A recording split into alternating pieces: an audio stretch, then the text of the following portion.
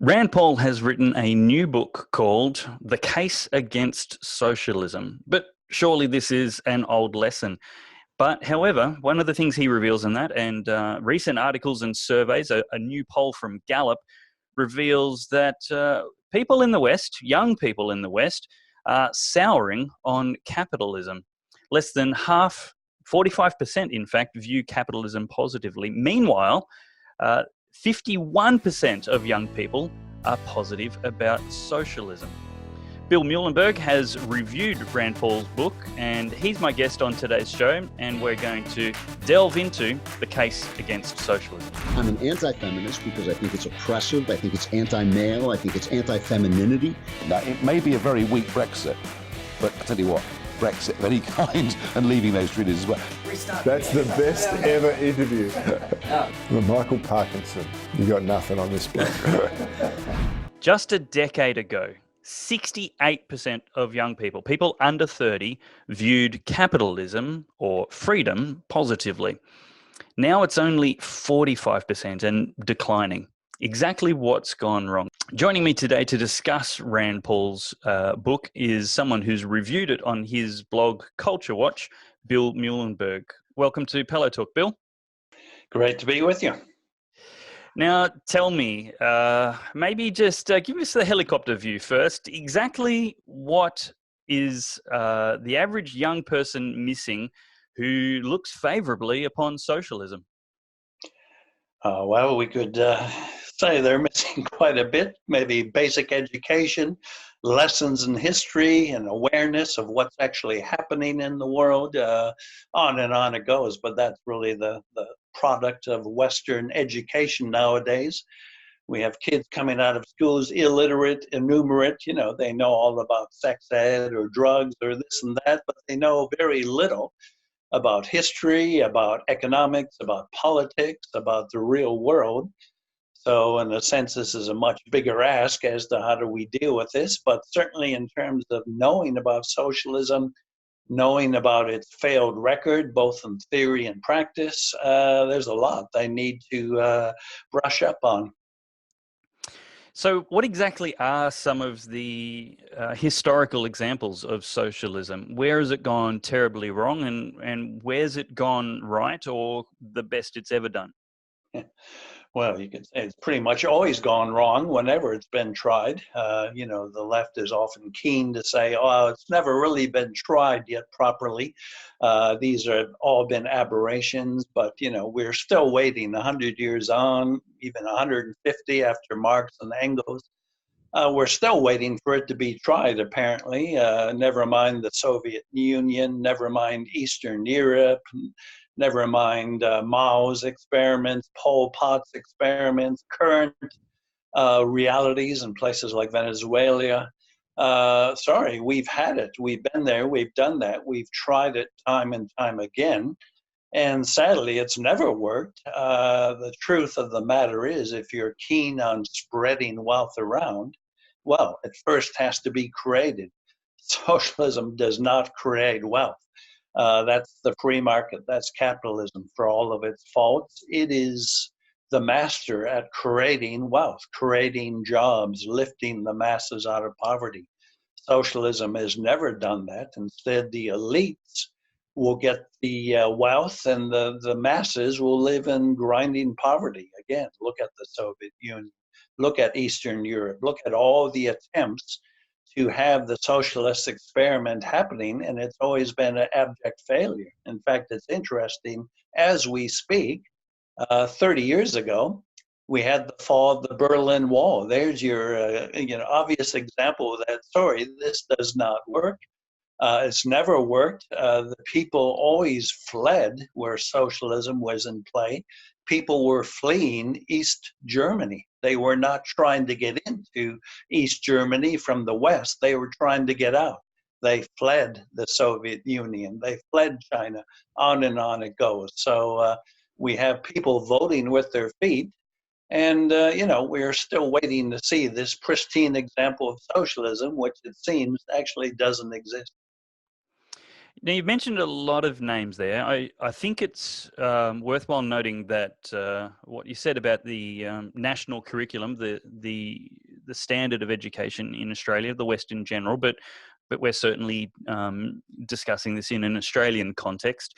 They may not have a lot of familiarity with the history of those names: Marx, Engels, Stalin, Lenin, Russia, China, the East Germany, West Germany. If it was 30 years ago this month when the Berlin Wall fell, and young Americans have grown up in an America, and the rest of the West has grown up in a world which doesn't know about the Berlin Wall, has never heard the name Gorbachev, and Reagan perhaps, and so it's actually those people who are under 30 who weren't even born when that wall fell, and certainly I wasn't much a student of newspapers and geopolitics at the time that it fell myself. It's fair to say they've got no familiarity with any of this history at all, especially given our education system, which doesn't like giving the history of the West and capitalism and democracy. So perhaps you can detail for us in a little bit more depth what happened let's talk about Germany. Why was Germany divided with a wall, and what was happening each side of the wall, the contrasts, if you'd like. Yeah, well, it was the Spanish philosopher Santayana who said if we don't learn from the lessons of history, we're doomed to repeat the mistakes. Mm-hmm. So that shows the value of history. And as you say, we're not being taught history in our schools, at least not very well, or sadly, way too often in our rather leftist education, we're getting revisionist history. That is, we're being taught history as it really wasn't. We're being taught that communism and socialism were good things, that the Soviet Union was a great thing, that Eastern Europe was, doing good stuff for the people. So that's part of the problem. As we know, socialism has never been voluntarily embraced. It's always come at the barrel of a gun. So the Soviets took over Russia in 1917. Then they started to take over much of Eastern Europe. So we had Germany divided with a wall in the 60s. People were tired of the Soviet oppression in Germany, so they kept going to the freer West. Those in the East, the communists, didn't like what was happening, so how do you prevent the masses from leaving? Well, unless you can come up with a good system that's attractive to the masses, what you have is, a mass exodus. So they built a wall, not to keep people from coming in, as we think about today and say, America, Trump's got to build a wall because we've got so many people trying to get in. Again, the direction people go tells us much about the system. In America, people like freedom, prosperity, the free market that America offers. But in Germany in the 60s, the people were leaving the oppressive, impoverishing system of socialism. So the authorities put up this wall and killed people who tried to leave the East to go to the West. Of course, that finally came down after a lot of internal contradictions in 1989, and that really was the end of communism in Europe, and the Soviet Union itself began to collapse. So again, history tells us what people value. They value freedom. They value prosperity. They value the ability to make their own choices, to make their own money, to spend it as they will, and actually have choices to make as to what they can spend it on. When you simply go into a supermarket, as was the case in the East, empty shelves, nothing to buy. Well, it doesn't matter if you have money. If you got nothing to spend it on, that's a real failure of socialism. So that's some of the kinds of lessons we'd want to remind young people especially of. It's been tried, it's been found wanting. And again, the free market has got problems. Nobody's saying it doesn't. Unbridled greed is found in all social economic systems. You can have greedy socialists, greedy communists, and you can have greedy capitalists. But on the whole, you have the freedom in the free market to be able to make choices, to be able to pick the jobs you want, to spend the money the way you have it. If you're a Christian, for example, you can give the money you're making to a church or a missionary group. That kind of freedom has never existed in the socialist countries. So I think the thing that probably appeals to a lot of under 30-year-olds is that socialism sounds like the cure to greed. It sounds like the way that we're going to make sure that greedy people don't hoard too much, and oppressed people, struggling people, poor people, the less fortunate, unprivileged people, don't miss out. That there's actually making sure that there's enough for everybody. It sounds really great. It sounds noble and virtuous. Why is that such a bad way to run a society?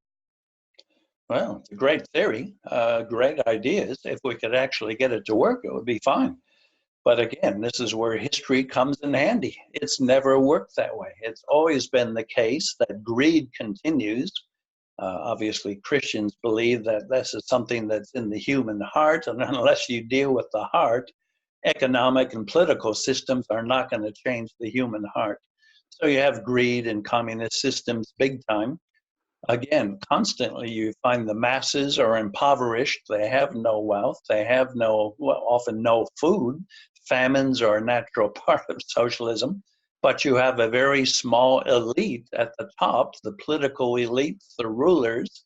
They have all they want. They're doing fine. And their greed is still on display for everybody to see.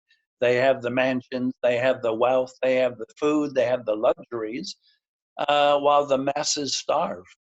So again, the root problem, greed, sure, we need to tackle it. But if you're a believer, you say that's something that's got to be dealt with internally. External structures are not going to deal with the greed problem. So again, it's a good theory. It sounds nice, but it's never worked. And again, if you are concerned about the poor, if you want to see a redistribution of wealth, well, in the first place, it has to be created.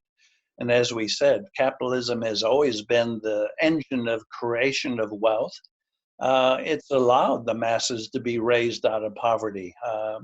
That's something socialism has never done. I mean, the simple lesson here is this: if you know that no matter how hard you work and labor, the state is going to take your wealth and use it as it sees fit, well, the obvious point is, why bother?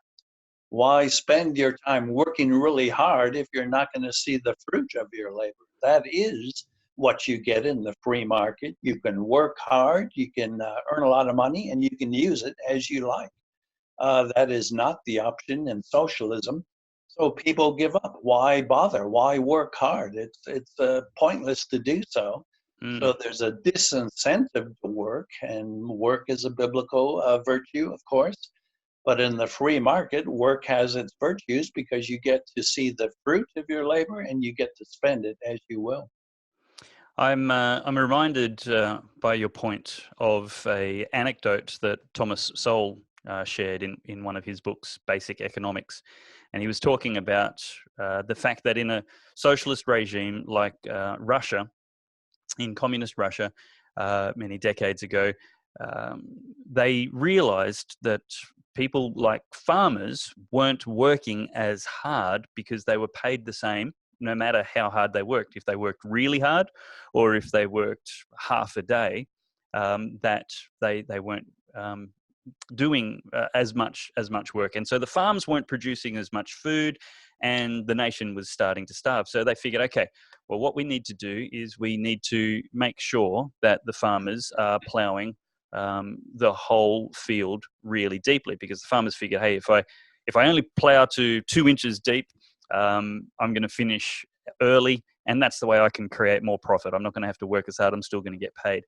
And so the crops weren't yielding as much because they didn't have deep roots. because the ground wasn't ploughed properly. And so the communist regime said, right, well, what we have to do now is we have to inspect the farmers' work. So we're going to create a whole new layer of bureaucracy, and we're going to create farm inspectors. And any farmer who doesn't plough his field properly is going to get shot for conspiring against the people.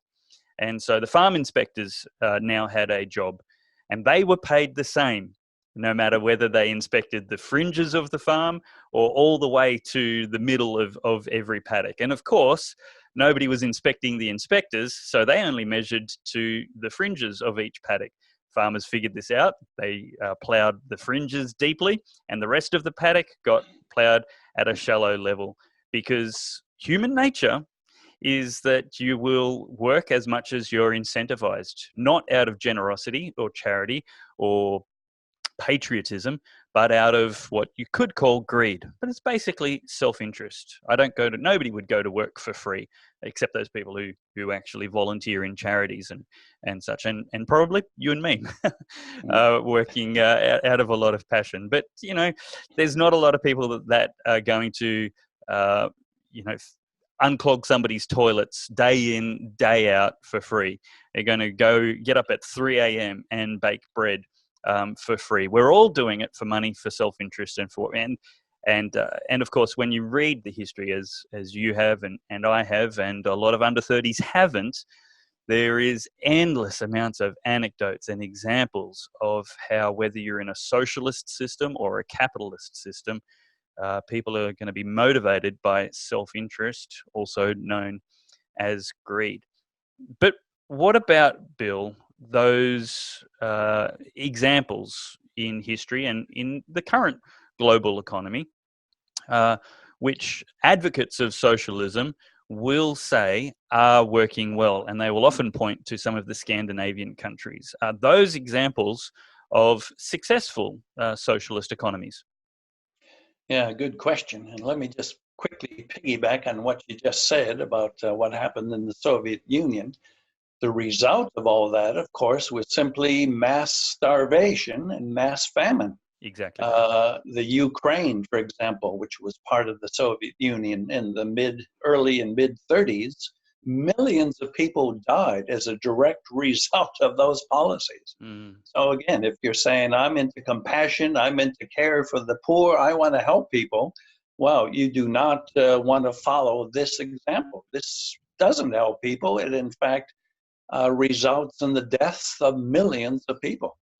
But you're right, often people will say, oh, there's a third way. What about Scandinavia? What about those countries? Well, a couple of things can be said quickly.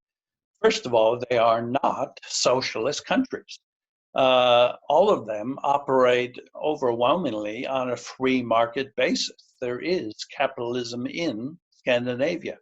Sure, there's varying degrees of government intervention, what we call the welfare state, how much there is in terms of, say, healthcare or high levels of taxation, involvement in industry, and so on. But still, at the bottom of all this is a free market economy. So there's been moves back and forth. Sweden, for example, when it was at its most wealthy and most productive, was at its most capitalistic.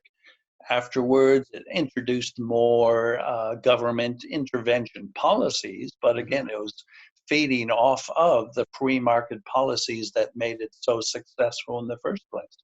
It's true of, again, all the Scandinavian countries. They've implemented a fair amount of government intervention, but the free market is still working. It has very high corporate tax rates. Even individual tax rates can be fairly high. And it's lived on things as well, advantages like North Sea oil. So, there have been various factors that have accounted for it's what we could call success, economic success, but you would not put it down to socialism. You wouldn't put it down to communism. You would put it down to the free market at work with various levels of intervention. Okay, a couple of quick definition questions. Tell me what the difference is between socialism, communism, let's throw in there Marxism, And also this fancy word that AOC likes, democratic socialism. What are these things all in comparison to each other? Yeah. Well, look, often they're one and the same. I mean, entire libraries have been written, especially by Marxists, trying to differentiate between the various models. I mean, Marx and Lenin, of course, when we speak of Marxism, we're going back to Karl Marx from the 1800s. He's the one who really started pushing this big time in books like Das Kapital and so on, arguing that we have to get rid of the classes, the class structure. Capitalism is inherently evil. The bourgeoisie, the working class, they're being oppressed by the owners of the means of production. So socialism was a step on the way to pure capitalism. The idea was to abolish all private property, get rid of all capitalism, let the state fully own the means of production, let the state be fully involved, top-down command and control economy. This, in theory, would free the masses. The people could sit around, go fishing if they liked, do whatever they wanted. It was a very utopian scheme. Sounds idyllic. Well, sure, sounds great. But the problem is it never worked. It never happened. People never voluntarily went for this kind of system. So again, as we said before, this is where the barrel of the gun came into play. It only worked when tanks and bullets were incorporated. The workers themselves never rebelled against the system, as Marx forecast. He predicted all around Europe we'd see the workers rebelling. Well, it didn't happen. So frustrated Marxists took things into their own hands. And of course, tanks rolled into Eastern Europe, Czechoslovakia, Hungary, and so on. That was the only way to make this happen. And while all that experiment failed, we do have socialism in action in places like Venezuela today, which is so bad. By the way, it used to be one of the most wealthy nations on earth just 50 years ago. Today, people are eating their own pets.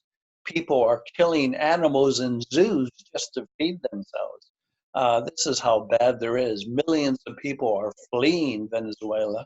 It's a gung-ho leftist socialist country, and it's an abject poverty. People are going through garbage cans trying to find something to eat. Again, we have to study what is actually happening. As to things like so-called democratic socialism, well, again, it's a euphemism. It sounds good. But the only way, again, to make this work, according to the real socialist, is the government has to step in and control the means of production. It has to decide who makes what, where the factories are set up, where people work. And again, the result is always poverty at the end. It never works. So we can put a lot of time and effort on trying to make distinctions. But at the end of the day, you really have two choices. You have a free market economy where people make the choices, what Adam Smith spoke about, the invisible hand, where people, millions of choices every day, as you said, self-interest. People decide, I want to do this. Other people decide, I want to do that. Amazingly, it seems to work. Again, it's not perfect. There's always going to be some inequalities. Well, people are different. Some people work more than others. Some people are more entrepreneurial than others. Some people are more keen to put in, 10-hour working days than others. Some people are lazy. So you have to take into account human differences. But even with all that put into account, it seems to work. America has been one of the most prosperous nations on earth. The West, for all of their faults, have been prosperous. We've been feeding and helping others around the world. Yeah. So somehow it seems to work. So, better the devil we know than the devil we don't know. All these proposals by AOC, by Bernie Sanders in America, by Jeremy Corbyn in the UK to push a return to socialism. Sorry, we've been there, we've done that. Better the imperfections of the free market than all of the wishful utopian thinking, which we're still waiting to see actually work. I've heard in response to the argument that a lot of socialism apologists will offer, they'll say, "Oh yeah, but all of those terrible examples in history are just places where it wasn't real socialism. We just haven't tried it properly yet." And I've heard probably, I think one of the best comebacks to that is, "Well, what are your complaints about capitalism? Right? Well, it's just because we've never tried it properly yet." So it's kind of a silly argument because the best we have is historical examples and real life side by side examples. So Bill Muehlenberg's written an article. It's available on his blog, and the link will be beneath the description in this video, linking you to a review of a book by Rand Paul, and that is The Case Against Socialism. I haven't read that, but I'm going to read the review and make a decision. I'm probably going to read it because I like being familiar with history, even if I just get the Kindle version or the audiobook. I like consuming knowledge and recommend it. And I guess most people watching my show have a similar interest. At the very least, we're trying to unpack some of that for you here. Another book I can thoroughly recommend for the average Joe is a book called Basic Economics that I mentioned before by Thomas Sowell. Thomas Sowell is a guy, a black American, who's now retired, a very senior gentleman, but he used to be a Marxist. He used to be an avowed communist, terribly infatuated with the ideals and the lofty ambitions of socialism. And then he was smart enough to see it didn't work and look around. And he's written this book called Basic Economics, and he's put the complicated history and language around economics into everyday language that anybody can understand, with lots of real world examples. And let's talk about the real world. Let's not get into hypotheticals that may or may not work when we can talk about what really does or does not work. And it's a very fascinating way to see these theories applied to global history side by side, where you've got countries like Germany. They had the same weather, the same climate, the same economic opportunity, the same national resources, the same culture. All of the variables were the same. And then they had different types of government. So two good books to really sink your teeth into. Bill, I'm torn. I'm not sure whether we should try and wrap it up here and keep it short, or maybe have a little bit of a chat. But we've talked a lot about the economic implications, but let's spend 5 minutes more and just explore, in a helicopter view, I guess, what the political implications are. What's society like? What's government like? What's freedom like under a socialist regime? Yeah, well, we can't separate economics from politics. Certainly, when we look at socialism, they go together. In fact, the very nature of socialism is state-controlled economy. So it is all very political, and it has to be, where the state basically intervenes in everything, not just the means of production, but where a factory might be set up, if it is set up, who gets to work there, where the money gets to be spent, everything. That's why we call it a command and control economy. And who makes those decisions? Well, it's not the worker, right? The worker who's supposed to be the one that we're all concerned about. It's not the poor. It's not those who are struggling to make a living. Bureaucrats, wealthy elite politicians and bureaucrats, they decide everything. So in hardcore socialist countries, they determine where you can live. They even can determine the color that you paint your house. It's all top down. Governments decide how life will be run. They think they know better than the average citizen how they can run things, right? I might have my ideas how I'd like to live my life, where I'd like to live, what color I want to paint my house. But the bureaucrats and socialism say, no, actually, you're too dumb. You're not able to really make these kind of decisions.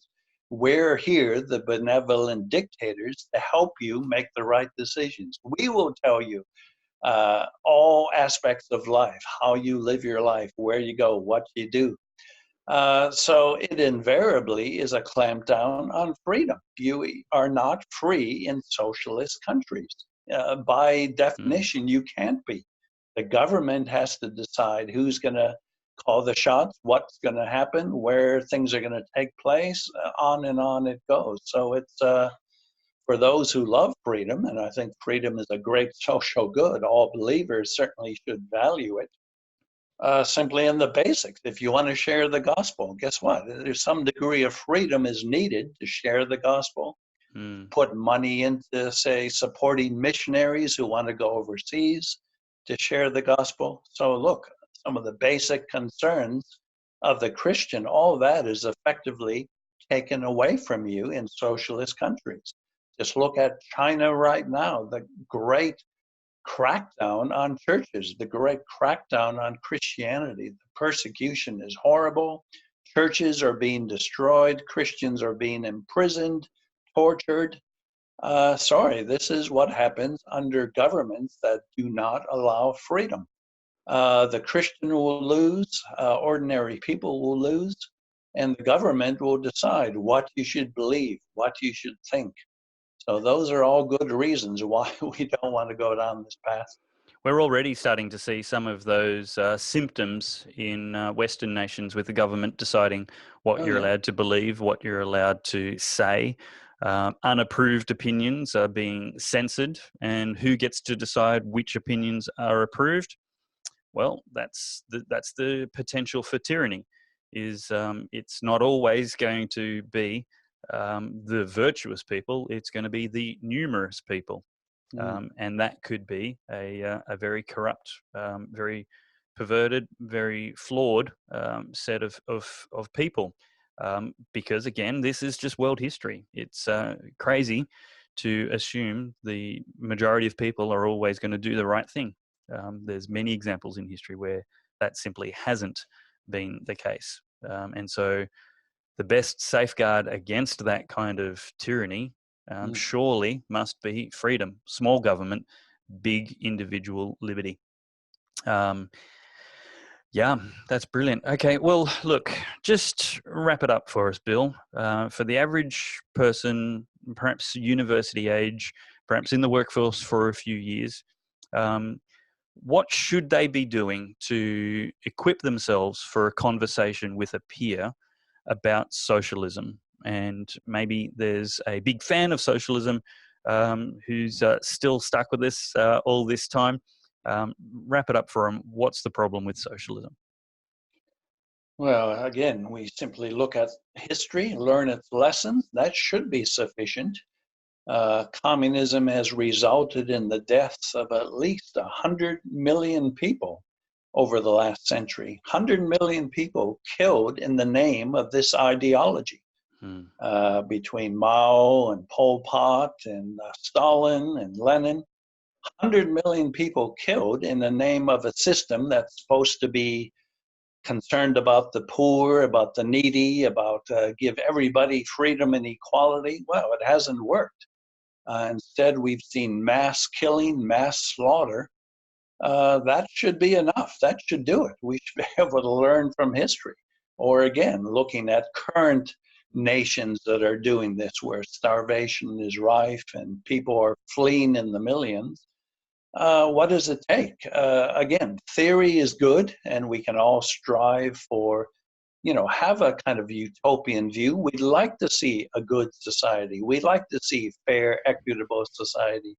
But a common tactic of the left is to always compare the theory of socialism with the reality and practice of capitalism. Now, look, to be fair, you either compare the theory of socialism with the theory of capitalism, or compare the reality and practice of socialism with the reality and practice of capitalism. That's how you do it. You don't hold up some vague ideal that's never been found to happen thus far. Really good point. With the shortcomings of the free market. We can always find shortcomings in the free market. Again, greed is real in any system. But if you want to compare the reality of the free market with the reality of socialism, that's when all of a sudden the lights go off. Wow. For all of its problems, the free market really does look a whole lot better. Sure, if you want, tamper at the edges, try to make reforms. If there's areas in the free market where there's shortcomings, sure, we can work to improve that. But for a whole generation of young people and millennials to say we need to give socialism a chance, wakey, wakey. We've already done that for a century, and it's looked very bad indeed. Simply try to ask. You can't ask because they're dead, but ask the 100 million people killed in the name of socialism. So again, we have to really learn what's going on. We have to stop being naive. We have to stop being utopian. We have to be real about what's happening. For all of its faults, the free market has done a much better job of relieving the masses from poverty and giving people a chance to climb that economic ladder. Yeah. Yeah, there's plenty of people. I know people. There's a guy in my church who served in the army of Hungary back in the days when it was a communist regime. And it was horribly oppressive. And he can't believe now his blessing at living in Australia. And likewise, it astounds him that anybody would think there's any redeeming virtue to a socialist model of government and economy and politics at all. It just astounds him that we've got this prosperity of politics and eyeing off these utterly failed systems, which are demonstrably destructive to a society. I really like the example that you shared.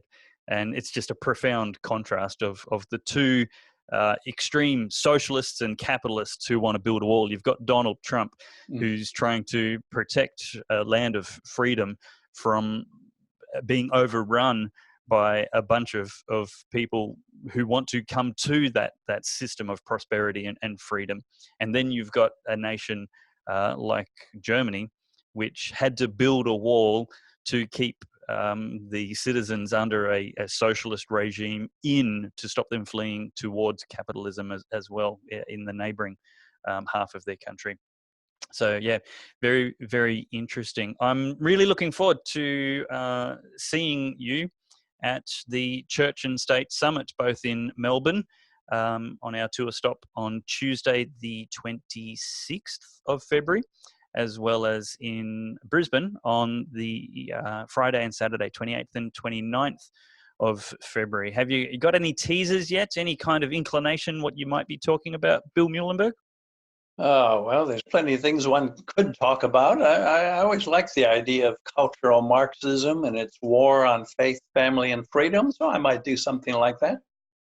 Brilliant. Yes, I've heard you speak on that, and there's a lot of history there that you're intimately familiar with and able to unpack. There's a great deal of things that will surprise and shock people who are not familiar. And even if you've heard it before, there's always more to learn, because the history is unraveling before our eyes, and the invasion, or what do they call it, the invasion of the crawl through the institutions. What phrase am I looking for, Bill? Help me with that. Well, we speak about the long march through the institution, but That's the one. The long march. So that's the infiltration, I think, was the word I was trying to use. But so looking forward to that. You can come and see Bill Muehlenberg at the Church and State Summit, as well as Dr. Michael Brown, Senator Erica Betts, Bindi Kolchoka, a whole heap of other really top caliber speakers. The way to get more information about when we're going to be in your city, Melbourne, Auckland, Sydney, and Brisbane, and how to get tickets, dates, times, etc., is on the website, churchandstate.com.au, and click on the menu item to Summit. That's churchandstate.com.au.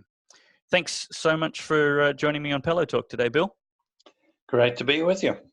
Don't forget, you can subscribe to Pellowe Talk and get all the latest updates and episodes, articles, etc. in your inbox. You just do that by going to the website, davepellowe.com, and I'll send you an email once a week. I'm trying to do it at the moment with links to all the articles and things there. And that way you don't need to be on social media, and when they eventually kick me off, it won't matter because you won't miss out a single beat. You should also follow Bill Muehlenberg on his website. The links to all of these will be beneath this video as well. You can also follow Bill and myself on Facebook, and I'm also on Twitter, Instagram, and YouTube. And maybe we can twist Bill's arm and get him to do a few more YouTube videos a bit more often. But that sounds like lots of fun, and I can't wait to see you in the comments where we can keep the conversation going. And this episode of Pellowe Talk, as always, has been brought to you by the faithful, loyal, generous Pellowe Talk partners. Thank you very much, and we'll see you later.